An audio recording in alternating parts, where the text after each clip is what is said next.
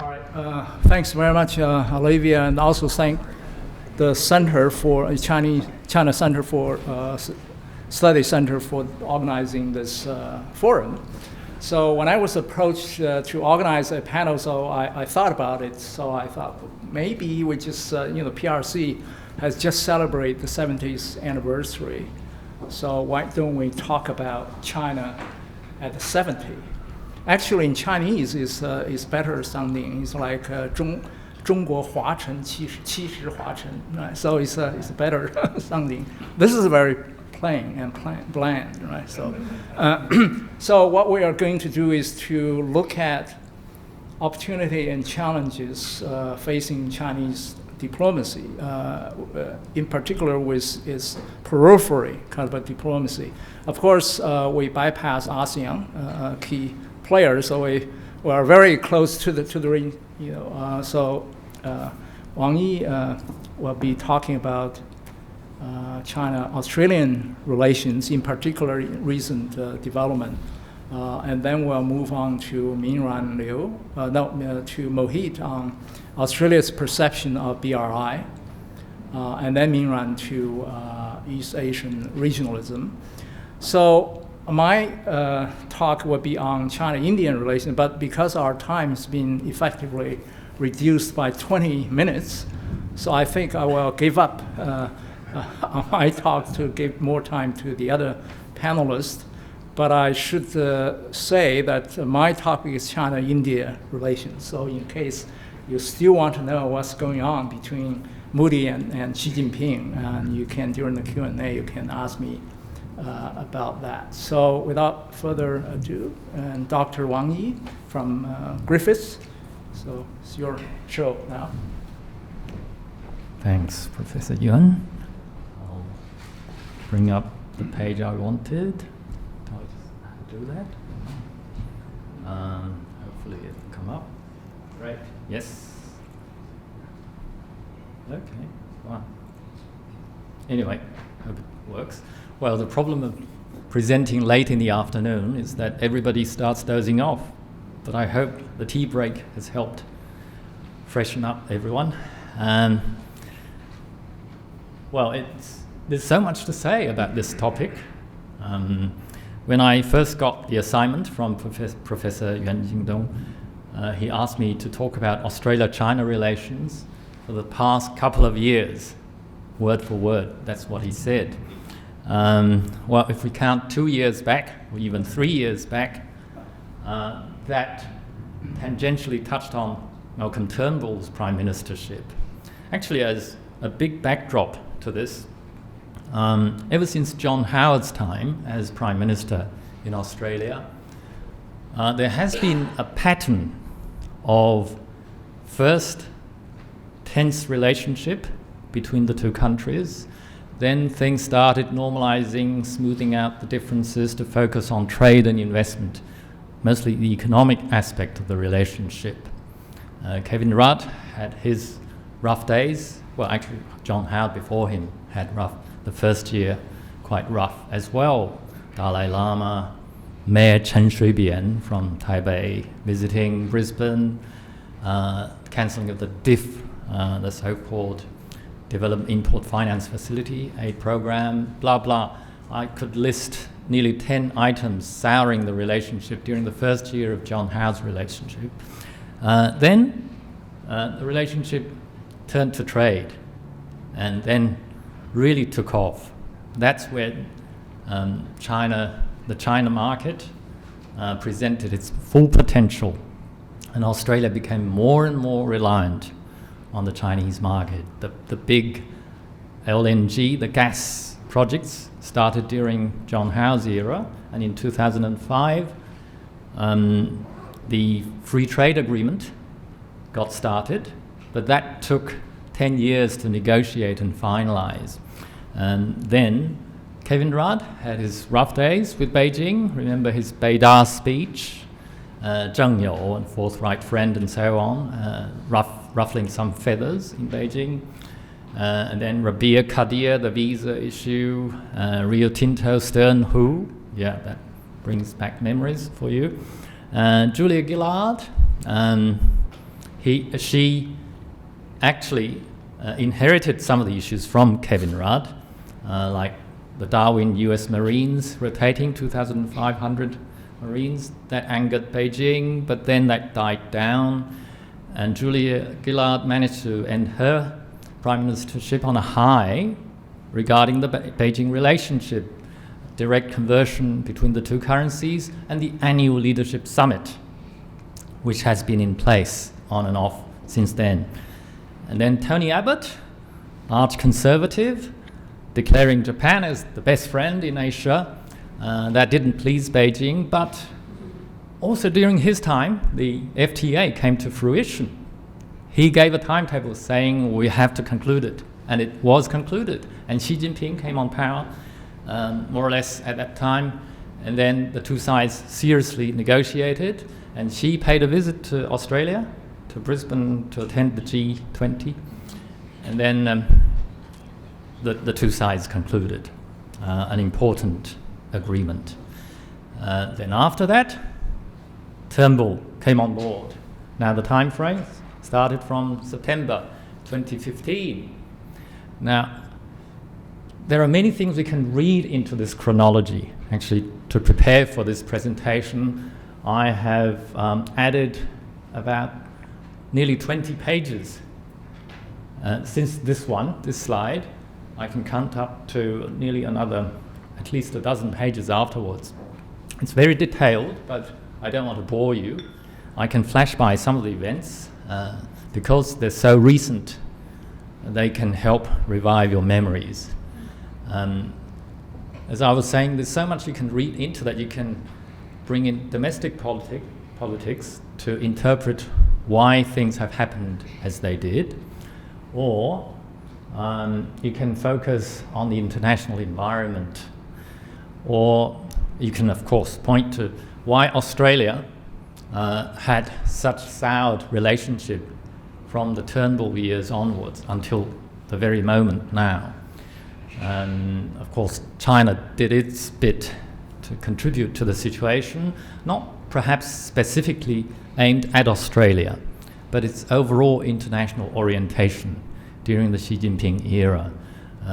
The South China Sea was a big test case, the assertiveness and so on, artificial islands and so on and so forth. Internally, Xi Jinping's agenda, abolishing the term limits for the presidency and so on, all of those didn't go down well in the West. And then with this one, I want to just single out just one theme, that is the so-called, in Chinese, 看不见的战线, the invisible battlefront, the espionage warfare. I'll just flash by. If you recall, when I was looking at Turnbull as a prime minister, actually I had the privilege of meeting almost all of the past Australian prime ministers while researching my previous book called Australia-China Relations post-1949, which covers the whole relationship. I interviewed John Howard, Kevin Rudd, and all of those names that I've mentioned, all the way up to Whitlam when he was still alive, Malcolm Fraser when he was still alive as well, to get some first-hand feel for their decision-making, what was behind their thinking and so on. For Turnbull, it's still a bit of a mystery. Turnbull is quite transparent. His CV is well known to people.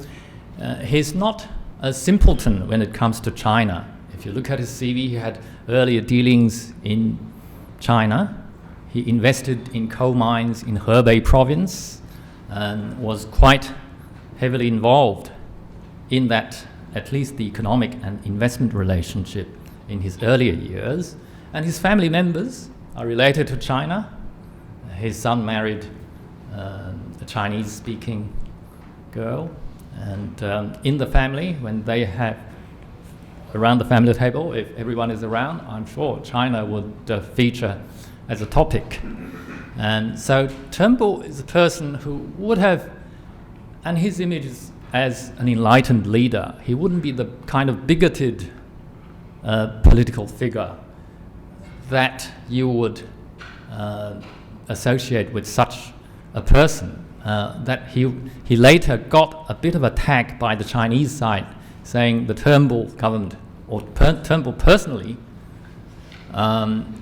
is anti-China, or a bit of a Sinophobe, which he didn't like himself. I read his pronouncements quite in detail, and he resented that, especially during the Bennelong by-election, which was key to the Liberal National Coalition surviving the government then. Then how did this come about? This relationship, if you recall, even up to the souring started, I'll try to skip, started in June 2017. Turnbull came to power almost 2 years earlier. It started, actually, contrary to the pattern of bad relationship to start with, then normalizing, Turnbull seemed to do a bit of the reverse. It started pretty well. He was an enlightened leader, articulate, well-spoken, with China links and so on. The Chinese side had good expectations from him, and he was presenting quite a good image to the Chinese. He visited China twice within the same year. First bilateral visit, then followed up in the same year, the G20 in Hangzhou, a big extravaganza, if you recall. And then, let me flash back. And Premier Li Keqiang came to visit as late as March 2017. Yeah, there it is. It's the next slide. Yeah, the last item. There. So, what's wrong? When did it go sour, and how? Well, that comes to my invisible battlefront. On my first page, there was a classified cross-agency report. That played quite a big role. When we discuss the relationship afterwards, there's a lot of atmospherics about China's big influence, infiltration, and so on. It started with the Four Corners program on ABC, saying, actually sowing the seeds of later public anxieties about China's growing influence in Australia. That was in 2017, but this classified report was commissioned a year earlier in August 2016. At that time, there was another affair, the Sam Dastyari affair, a Labour politician being bought over by the Chinese, and people involved in that chain of relationships, including Huang Xiangmo and so on, the one whose citizenship got rejected. And so that report process played a key role if you look at the details more closely. And the key personality here, John Garneau, actually son of a former ambassador to China, Hawke's advisor, Ross Garneau, played a very positive role in the friendship between the two countries when it was so warm, the bilateral relationship back then in the 80s. But his son took a slightly different bent on the relationship. John Garneau spent some of his teenage years growing up in the embassy when his dad was ambassador there. He later worked for the Fairfax newspapers as a correspondent, also posted to Beijing. So he's someone who knows about China and has cultivated good personal links with the princelings, the Taizidang. So he could actually have a beer and talk with them about very detailed workings of that circle, who does what to whom and so on. And he realized, well, how the influence, the outreach of the so-called United Front work could project China's influence to the detriment of some Western countries. He started speaking out. He first spoke internally, of course, to Turnbull himself as a key advisor, and Turnbull gave him a hearing, I'm sure, from what I read afterwards. And then he was given another assignment to coordinate this interagency task, to do the report. And a year later, everything came out, starting with the Four Corners report. It was a joint investigation between ABC and Fairfax newspapers and so on. And some of the info, I'm sure, was deliberately leaked. I don't know whether John personally played a role in that, but he had good contacts in the media, to say the least. Then, let's fast forward back to the very recent. Less than a week ago, the defector, Wang Liqiang, another one. That's more visible. That's the visible figure, the latest visible manifestation of the invisible battlefront. There are claims and counterclaims. Is he a true spy, as he claims to be? Remains to be found out. It also remains to be seen if China asks for his handover. I wouldn't use the word extradition because the two sides have not concluded an extradition treaty, which is an item up on my chronology. I don't have time to go into the whys and hows of every item. I can spend 5 minutes on each line of the chronology. But this one I brought up. The hard line, Julie Bishop, in that government, 2 minutes, maybe the last minute. Okay.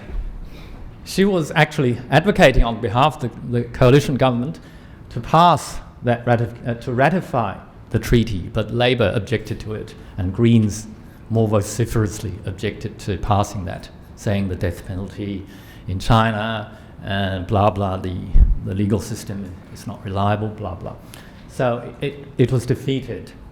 If that is in place, China might invoke that extradition treaty to say, look, this guy, this latest defector, is a fugitive with a case on his head. He should be handed over for us to try and convict him.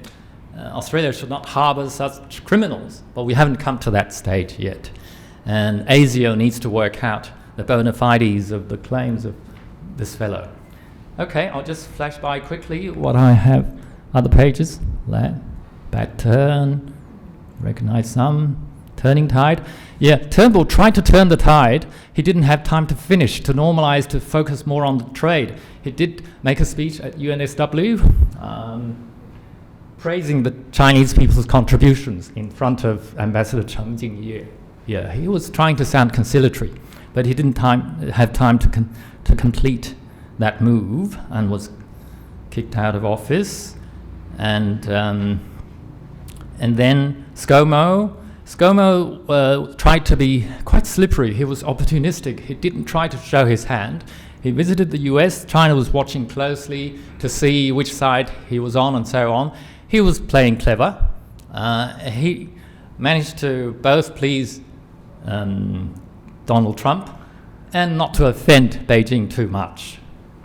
I won't go into the details. So it's a tightrope, finessing, balancing. Those are the key words for the relationship in recent years. And there are more recent incidents, Hong Kong's situation spilling over into Australian campuses, UQ, students clashing, and then other campuses as well.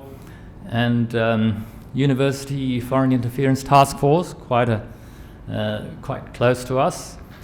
And New South Wales leading the charge, banning Confucius Institutes in their schools. And the Consul General in Brisbane had a hard time. He was taken to court. And Gladys Liu affair, actually, it's Hong Kong pronunciation. It's Liao Chan'e. The kerfuffle, but then ScoMo tried to shift the emphasis of that one, saying, it's a smear on the Chinese Australians. He didn't address that issue directly. And so on, flash by. And also his characterization of the relationship, friend versus customer. China was not happy, and then when he visited the US, he changed that characterization to our great ally, the US, and our comprehensive strategic partner, China. Sounds very clumsy, but that's what China uses to describe the bilateral relationship. So ScoMo is learning pretty fast, and more twists and turns, very recent, only last month, more Peter Dutton's and Maurice Payne. But there are some cop-outs to this. Victoria didn't go long, and Western Australia, long before that, used Huawei for their internal transport as well, their subway. But in Victoria, big deal. It's a big discordant note regarding BRI. Yep, Andrew Hastie's and their visas got rejected only 2 weeks ago. And then technical cooperation, there's a big background to that. I won't go into that. But the latest brings us to, the defector. Well, I'll stop there. Thanks. Thank you very much, and I hope our foreign minister is same namesake. Yeah. He's my namesake. Exactly. Mohid. You have 10 to 12 minutes, maximum. I'll try to go fast. 10 would be good. I'm sorry. Okay. Otherwise, you will lose them.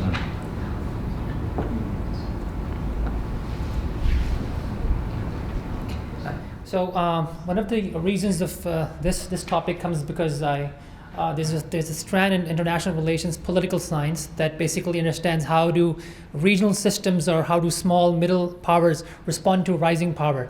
Basically, it's the regional systems that basically accommodate a rising power based on the dependent variables. That's the response. So this is a study that I'm started recently. Basically, Australia being a middle power, and how does it respond to China's two initiatives, rising power, the AIIB and the BRI. So the motivation of the study starts from a puzzle, and that is that while the international system is based, for the last 70 years, is based on the very institutions of the West, like World Bank, IMF, and its key allies such as Australia, then why at this time those allies are responding to a non-democratic rising power that is China, and how does it fit under this broader strategy? So from this, I drive my theory that as systemic changes through China's economic prowess interact with the regional system, and Australia's economic security leads to ambivalent response to China's BRI and AIIB. So, there's a lot of literature and new knowledge on the BRI and AIIB. However, there's a dichotomy between that. First of all, a lot of literature argues from geopolitical and policy perspectives. And second, there's a gap from country-specific analysis. And at the same time, I try to use a theory I'm going to explain in the next slide, neoclassical realism, that integrates both system-level and domestic variables. So I use this framework in international relations, neoclassical realism. It basically puts the primacy of the international system that is macro based on capabilities, but those capabilities are not only military but also economic and technological. My hypothesis is that increase in regional economic opportunities through infrastructure initiatives and MDBs coupled with economic security objectives such as finding new markets, utilizing technical and financial resources abroad, and seeking economic stability and growth leads to Australia's ambivalent response to China. So based on the regional security, that's the main independent variable that I explained that for the last 70 years or so, the West had a very dominating system. But of course it changed a lot, through different changes. But within the economic sphere, a clear-cut change was in the global financial crisis when China's Brazilian role was evident at the G20, China's current account surplus. And at the same time, I did interviews with people at the Asian Development Bank and Asian Infrastructure Investment Bank, and they basically argued that there's a 1.7 trillion infrastructure gap in the Asia-Pacific region. There's a lot of opportunities arising. At the same time, my interviews also told me existing MDBs have stringent requirements of giving loans and aid to the developing world, and primarily at the same time, infrastructure is not one of them because we are focusing on more towards social and policy development, and that's not the case with AIIB and the BRI. Lastly, infrastructure investments don't tick the boxes of Western countries because, as I mentioned, they are more focused towards more social and political and soft infrastructure rather than hard infrastructure. So this gap basically shows that Asia has the biggest infrastructure needs in 2040, and most of the poorest countries, according to the World Bank, are within Asia. Second, I come to my second intervening variable that basically translates the changes from the IEB, that is Australia's economic security. For Australia's focus on key foreign policy interests from last 3 foreign policy documents, 2012, 15, and 17, argues about security issues, maintaining regional security with the US, but they need for China for regional economic development.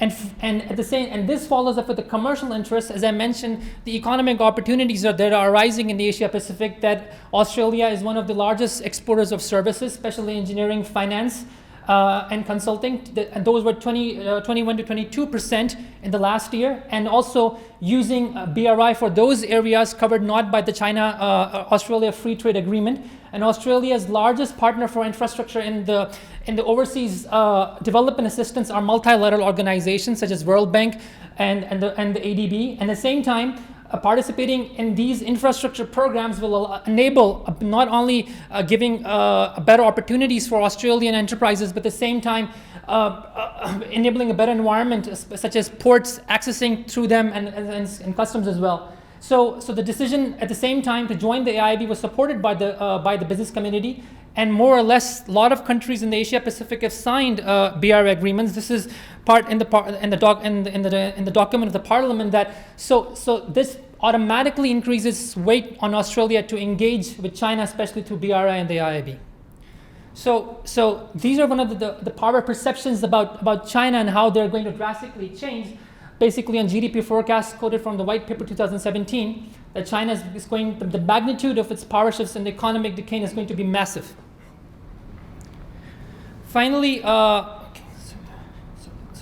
So the policy response, of course, the AIIB joining back in 2015, there was a lot of debate whether we should join it or not, but it was based on a lot of consultations especially with the key allies such as UK and within the domestic politics as well. So argued by the former treasurer, he says we will always win because this enables us, offering us a lot of economic opportunities, especially infrastructure development. At the same time, AIIB's open procurement model gives us the leverage to basically compete openly in a transparent system.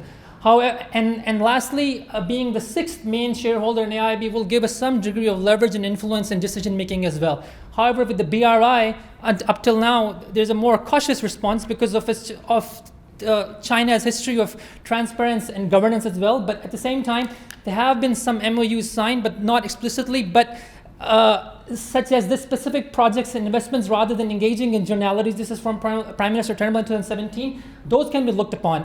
And finally, US looking inward, especially under Trump, this increases more responsibility on the future of Australia's economic trade and commercial enterprises.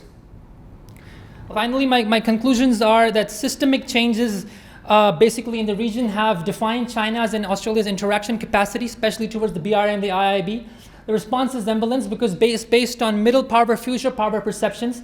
There's a caution towards the BRI because of a lot of mistrust that exists in the political domains.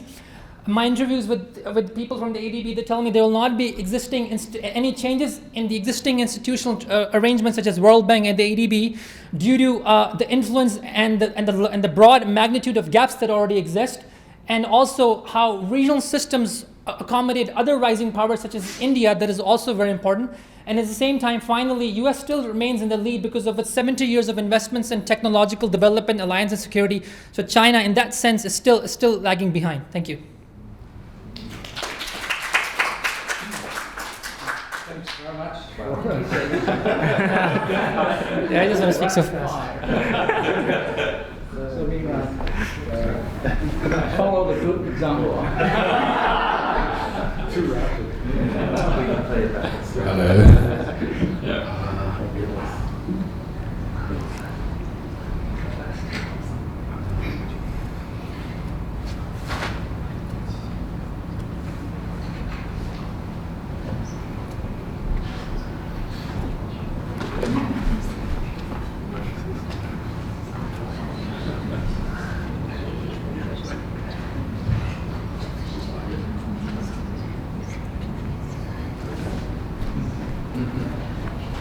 Thank you, everyone. Thank you. I'm Minran. I'm one of the PhD candidates of the Department of Government International Relations. Also, I'm JD's student. And thank you so much for Dr. Wang and Mohid's very intensive discussion on Australia's foreign policies with China. Because we are talking about China's peripheral policies. I think if we talk about China's peripheral policies, one of the most important regions for China should be Northeast Asia, East Asia and Northeast Asia. It is a region that contains the second, third, and 13th, I'm not sure whether it's 13th or 12th largest economies of the world, not to mention North Korea and other like the importance of geopolitical and strategic weights. We even don't need to mention it. It is very important. It is a region that contributes 70% of overall GDP in Asia. This is a region, in the same time, a region with low level of institutionalization. Kelda believe the region has an organizational gap. People like Turnbull also believe there is an organizational gap. People like John Ravenhill believe, although there is steady regionalization going on, but not many regionalism follow suit. That's what they're believing. So therefore, the launch of CJKFTA, China, South Korea, Japan. Actually, it's China, Japan, Korea FTA negotiations in 2013 was of great importance. And the progress of CJKFTA has inspired various scholarly studies on this subject. If you type CJKFTA online, you find tremendous lists of very in-depth scholarly works on that. And this is a very, very interesting region, because if you look at liberals' requirements for an institutionalized region, basically Northeast Asia meets all of these requirements, but still, this is one of the most heatedly debated topics in international political economy. Of course, I'm not going to go into this too much. The very early idea of creating CJKFTA was made by Chinese Premier Zhu Rongji in 2002. In 2007, President Hu Jintao for the first time explicitly proposed that China should implement the FTA strategy to facilitate bilateral and multilateral economic and trade cooperations with its regional neighbors. In December 2015, China State Council issued an FTA strategy that called for facilitate FTAs with peripheral countries first, and aiming to build a global-wise high-level FTAs.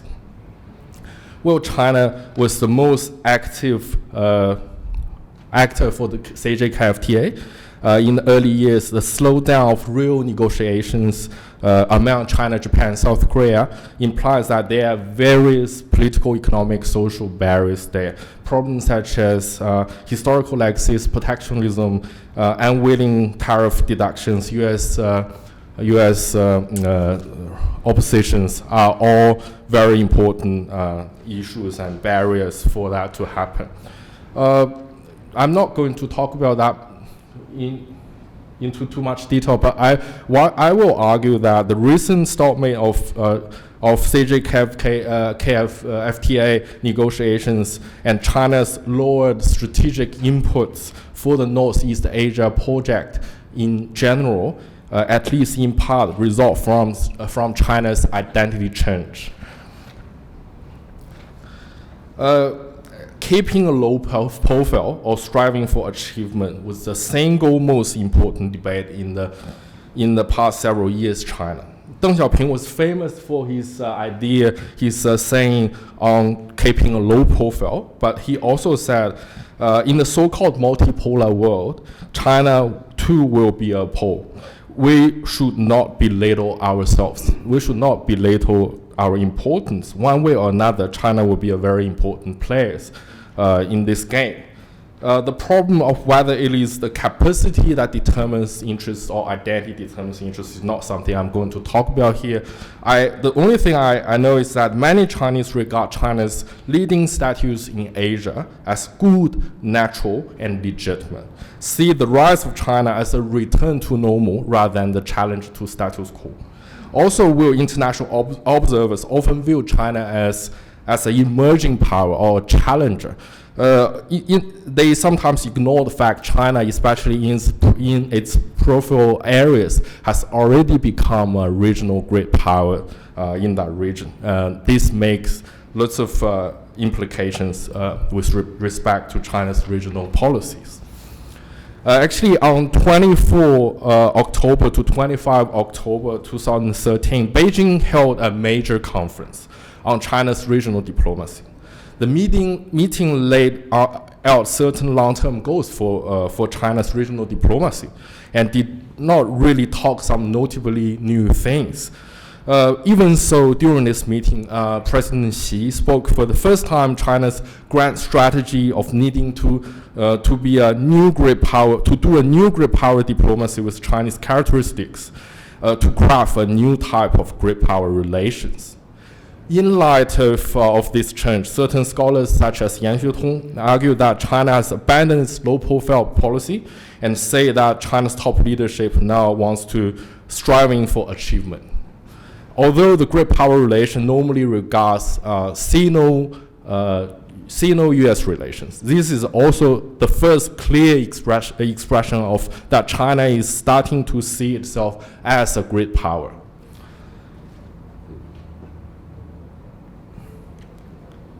In fact, in past several years, China watchers have noticed that China has started to reclaim its pre-modern role as a center of the region.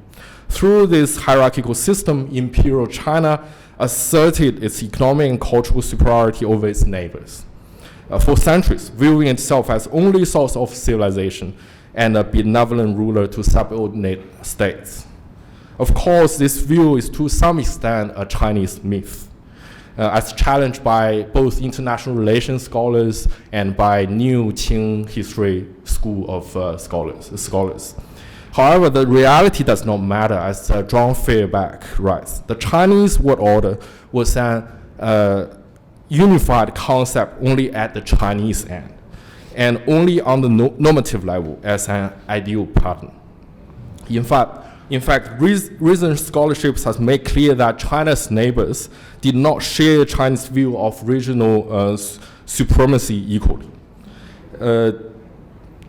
This idealized version of Chinese order is combined with a set of normative expectations about the role that a region and global great power plays on international stage.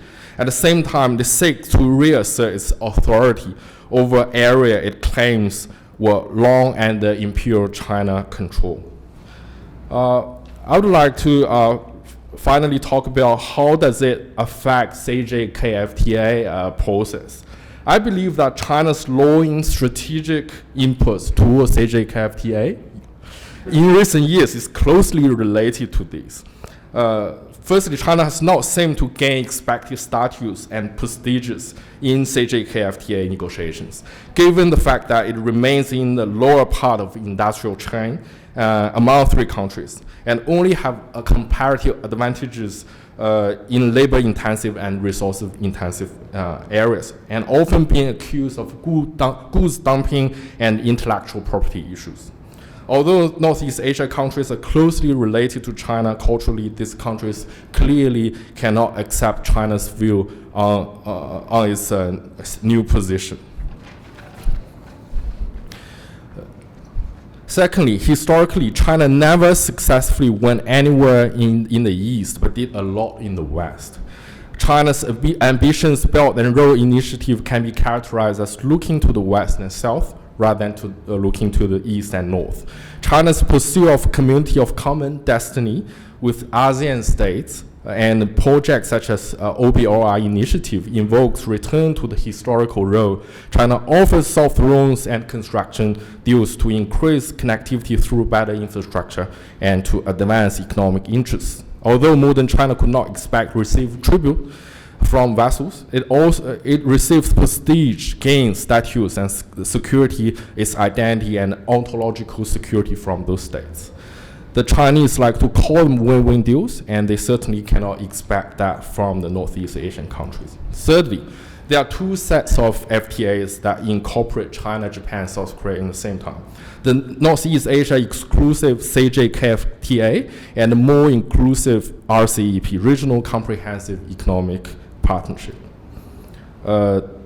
Because of time limit, I will end here. If you have any questions, please ask me in the Q&A session. Thank you.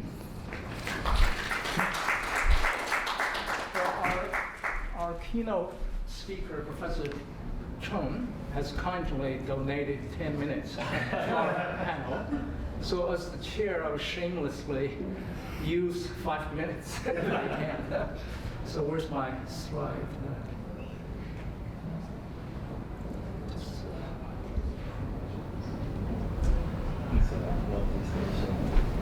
Yeah. So I'm talking about China-India relations. So this is a very complex relationship. It involves 40% of the global population. They are not sort of enemies, but they have a lot of problems. But I will just simplify the matter by characterizing the relationship in, it's basically TNC, right? So when you look at China-Indian relations, so these are, you can say, well, territorial disputes. They went to war in 1962. Still, they have not resolved their territorial, dispute. They have over 90,000 square kilometers in dispute in both the western and eastern sectors. So in the eastern sector, the Chinese would call Zangnan, southern Tibet. But in India, there's Arunachal Pradesh, so there's a Bang there. And in the west is Aksai Chin in Xinjiang in India. So that's in the neighborhood of Kashmir and also Ladakh in Indian territory. So Tibet obviously is also a problem, contentious issue, because there are 120,000 Tibetans living in India. So to some extent, the Chinese government consider that India provides sort of haven, for the Tibetans. And trade imbalances. I mean, China-India trade has grown significantly. 30 years ago, it was only around $110 million. Today, last year is $95 billion. And this year, probably they will get to the $100 billion. But the problem is, the more trade India has with China, the more trade deficit. So now it's at around $60 billion. So China sells significantly more to India than India is selling to China. And India complains about China's closed market, because India does have a lot of products in service, IT, pharmaceutical. If you've seen the movie I'm Not Yao Shen, that's Indian generic medicine, could be very useful. So there's also the trust and threat perception issues. Right? So each side is looking the other in terms of defense expenditure, infrastructure development, force structure, new procurement of weapon system, and so forth. Triangles, China, India, and the US. Of course, China would be worried about India and US collaboration or condominium, where India is often charging that China is supporting Pakistan in keeping India down in the southern subcontinent. So there's the two kind of triangles. So all of these create a lot of M's, right? So miscomprehension or worries, and some misunderstanding, sometimes mischaracterization of the other's intention. So, and then you get miscalculations, and sometimes in the end you could have missteps. For instance, the frequent border frictions and inroads and problem there. So what both countries need is to have more seats, right? So obviously, clear communication. So, I mean, the one positive thing about China and India is, even though they have all these problems, the communication channel seems to be open, unlike in the case of Australia, China, in the last, almost 3 years, no prime ministerial meeting there. So confidence building measures, especially along the border lines. And they do share some common identity. They have common interests they can develop. They are members of BRICS, they are SCO members, they are G20, so they can do quite a bit. And they both kind of growing economies. By 2035, China will be number 1, US number 2, and India will be number 3 economy in the world. So there needs to be more consultation and cooperation on areas where they agree. I think consultation, you'll find this amazing. Since both Modi and Xi Jinping came into power, 2012 for Xi Jinping and Modi 2014, they have met 17 times already. Right? So Xi Jinping has been in India twice, and Modi in China twice. And in the last 2 years, they started the concept informal summits in Wuhan and Chennai. And so the leaders would be very casual and freewheeling kind of talks without being committed or constrained by formal kind of protocol issues, or they have to have joint declaration, they have to have statement. So informal summit allow them to engage in in-depth conversation. But the downside is informal being informal, nothing gets really resolved. So they both talk generalities, positive activities, aspects, but then problem remains. So I will stop here, and then maybe the panelists could sit in front of the audience, and then so we still have maybe 15 minutes for Q&A. Thank you.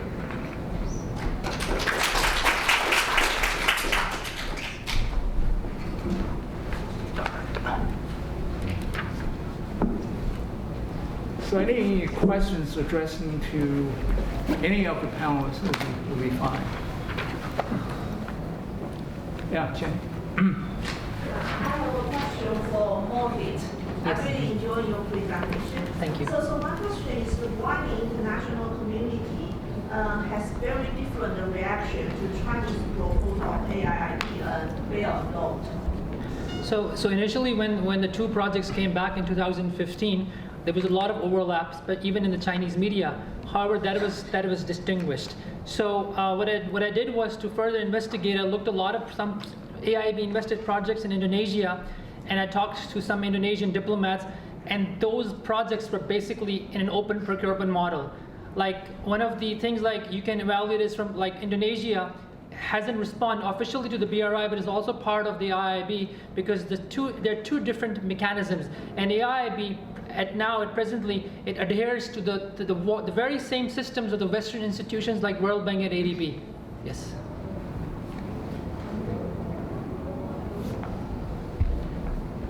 Yes. Yes. Yeah, go I have a ahead. question perhaps to all of you who you might add something. I'm sure you have your own, definitely your opinions. You talked about the systemic influence of international Relations. yes, and the leaderships internationally, and how that has influenced Australia's relations with China over the last few years. And I'm just wondering, we've lived over the last few years during a very tumultuous time internationally. We've had some unorthodox leadership in the US and some very bold decisions being taken. We have a changing climate in the EU. We have with the Brexit that's just gone on and on and on. I'm wondering how that, the international turmoil, may have shaped Australia's fears of the relationship and has set the scene in a strange way. Could you each comment on the international Can I ask political Dr. issue? Yeah. Wang to comment on first? The camera is in the way, I can't Yes, I even know. see you. Yes, I can see you. Yeah. Okay. Actually, when I was talking about Turnbull and ScoMo and so on, I actually implied leadership does make a difference. Yes, yeah. How you make of the situation. In terms of Turnbull, I didn't have time to talk about those details. You remember him standing up to the cameras, speaking in Mandarin. The Chinese people have stood up, his mouth said, as he said as well. The Australians have stood up as well.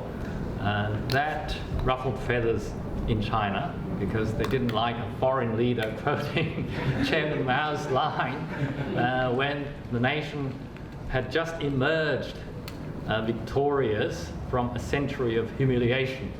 It really touched on raw nerves. But to be fair to Turnbull, he didn't mean harm actually by speaking some Chinese. He thought he was trying to pluck a sympathetic string with some of the electorate. Bear in mind that at that time there was the Bennelong by-election that I didn't have time to go into. That was a knife-edge election issue.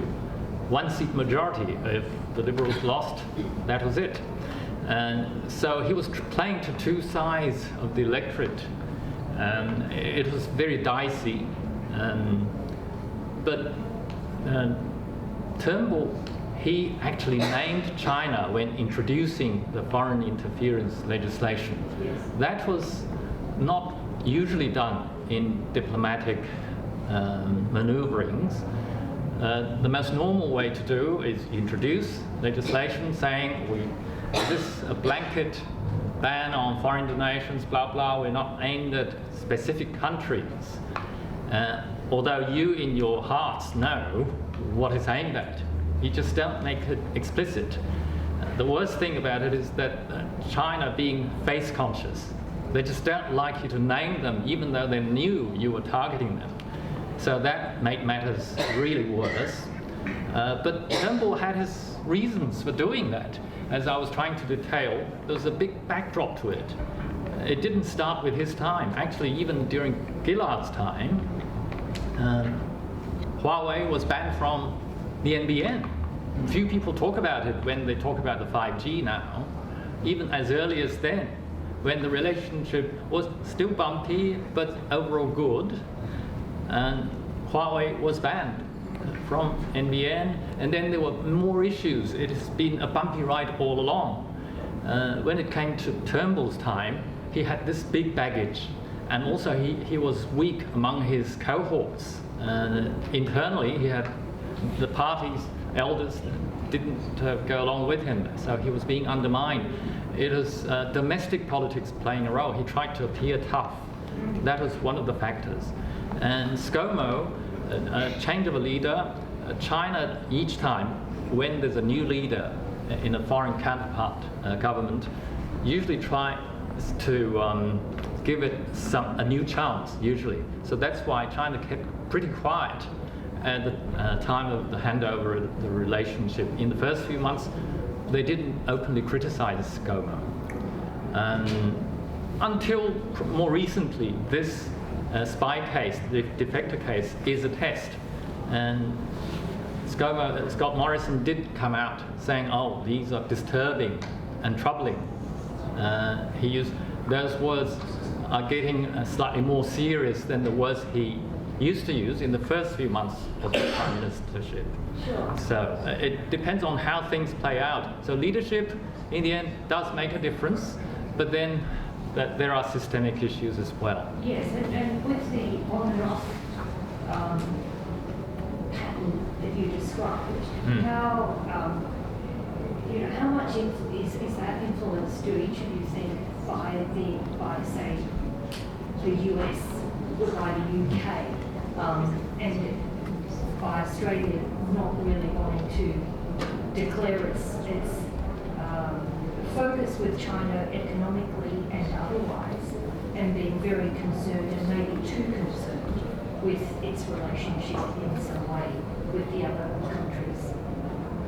Because that seems to be, when we see it on and off, there seems to be other things internationally going on that are really influencing our on and off. I'll try to put it in more of a theoretical perspective. The program that I follow, as I mentioned, neoclassical realism, those people basically argue in the test now, are the very foundations of democracy internationally, the political order, are they eroding?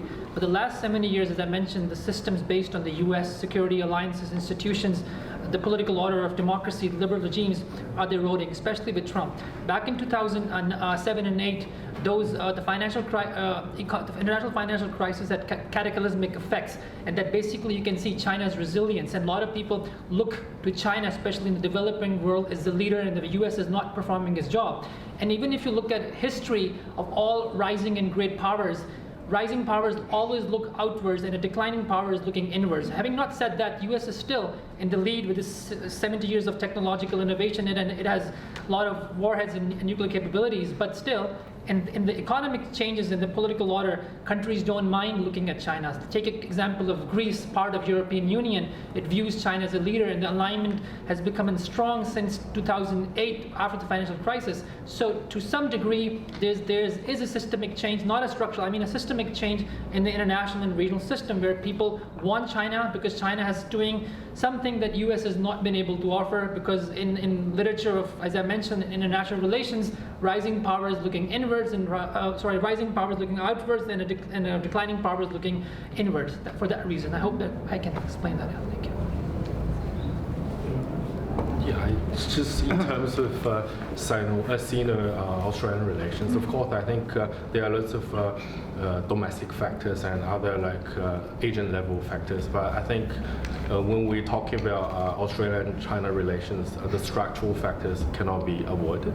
The US has been Australia's security guarantor for several decades, and China is now the biggest trade partners between of Australia. So I think Australia lots of people are talking about whether Australia need to make the choices.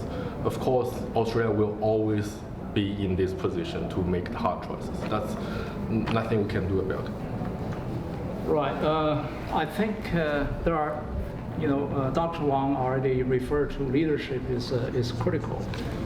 Of course, Australia, like any other country, has to define its national interest, and then to look at the resources, both domestic resources and external resources, to help the country to advance, preserve, protect its interest.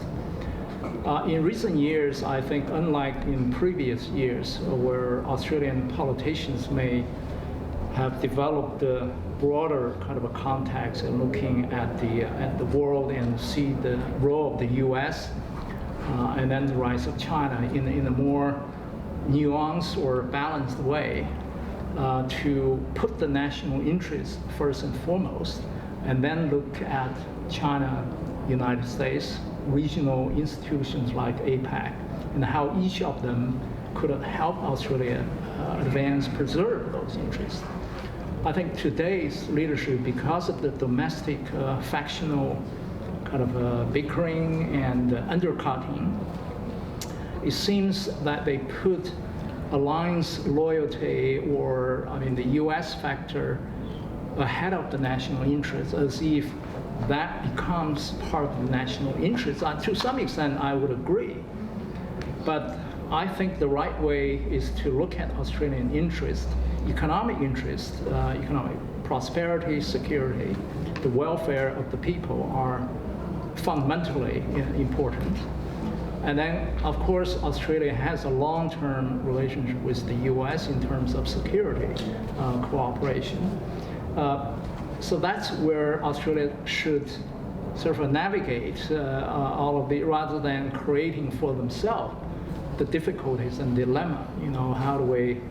Should we be line up with China? I think the question is no longer whether they should be aligned with China. Is the question becomes, we should show that we're standing firm, against China to reassure the Americans so that the security relationship will be, protected. In the process, they show a level of sort of a lack of confidence. I see a lot of report media coverage as if there are a few scientists or some students or some publication, as if the entire Australian political system just cannot withstand, collapse. So we need, we're in a very risky kind of a situation. So, but that requires leaders, strong leaders, who can convince, persuade the colleagues, and then to present, kind of all of the government or society approach to a very delicate challenges, because Australia does trade with China significantly, but still has long-standing relationship with the U.S., not only in security, but normatively, culturally, and all the other aspects. So how to get to that balance is testimony of leadership. So we may have 2 or 3 minutes or one last question. A question to my friend Minran. And as you mentioned, the China-Japan-South Korea Free Trade Agreement has been in negotiation since 2012, and yet today they still haven't finalized the agreement yet. And right now, I imagine that Japan and Korea is not getting along very well. So how is this going to impact on the free trade agreement negotiation? What do you think? Maybe China's role in mediating these partners. Yeah, that's a hard part. Like Roseman have written a book on the bilateral distrust between China and Japan, between Japan, South Korea, between South Korea and China. Lots of dynamics there. I think that's a very hard part because I think the driving force of that bilateral, trilateral agreement is actually economic factors. Economically, it makes lots of sense for me. Although it hurts some agricultural sector in Japan, hurts some other factors economically, but I think the driving force is definitely economic. And there are lots of barriers, like people don't want to lower the tariff level, and people don't want to also U.S. doesn't like it. There are lots of mistrust between different people, different bureaucracies. Even within Japan, we have a division between MITI and MOFA. Lots of problems. Of course, there are lots of barriers. And as you said, South Korea, Japan, distrust is always there because of the historical memories, everything, and war crimes. Lots of things have already happened. So I don't think we can solve it. We can only cope with it. If we can do something in the future, but I don't think we can solve it in the short term. Yeah, let me just closing it to emphasize. Your question about Australia. So of course, it takes two to tango. So we can't say, well, China has no responsibility. But this question will lead to Professor Chen to answer, how the 5 hurdles that China needs to overcome to become a responsible great power. So some of the challenges Australia faces may be kind of moderate a little bit, so all can work together well. So we'll close this panel, and thank you very much. Thank you.